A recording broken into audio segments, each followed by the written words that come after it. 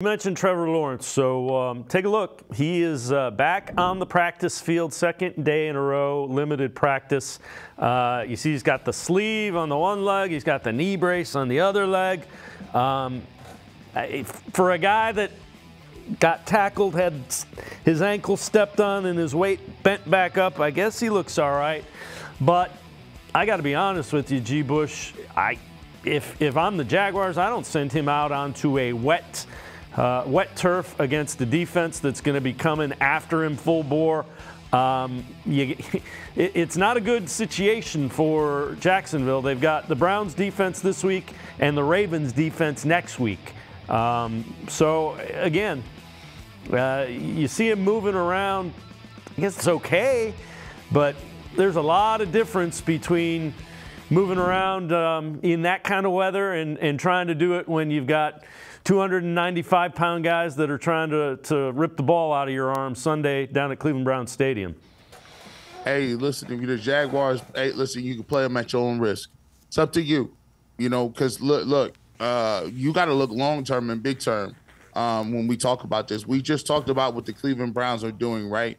Cleveland Browns are able to play a certain play style where they're being successful no matter who's been at quarterback. P.J. Walker, DTR, Deshaun Watson, Joe Flacco. But see, here's the thing. Here's a little hint I give you guys out there.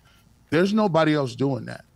There ain't nobody out there that can do that and play with their backups and still be competitive and still be putting up a lot of yards and putting up numbers so you can be competitive. So if you're the Jacksonville Jaguars, you have to ask yourself, the advantage that you have is if you get into the playoffs, guess what? You have your starting quarterback. The Cleveland Browns don't. The Cincinnati Bengals don't. There's a bunch of teams in the AFC with quarterback issues that just simply are not going to be viable contenders. So do you want to put all of that on the line just for today?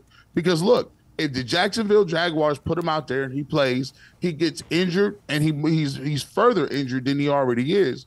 Now you put yourself in a situation where you got the Texans behind you, you got the Colts nipping at your heels, and you don't even have your quarterback because he could be injured more severely than he already is. So you could play him at your will, but back-to-back weeks coming off a short week on Monday, this is what we would call a gentleman's punt right here.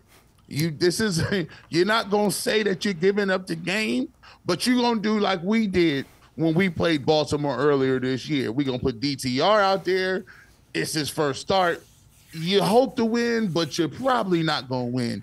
This is a gentleman's punt for the Jaguars. They ain't slick. Yeah, and it should be. That's the right call for the Jaguars.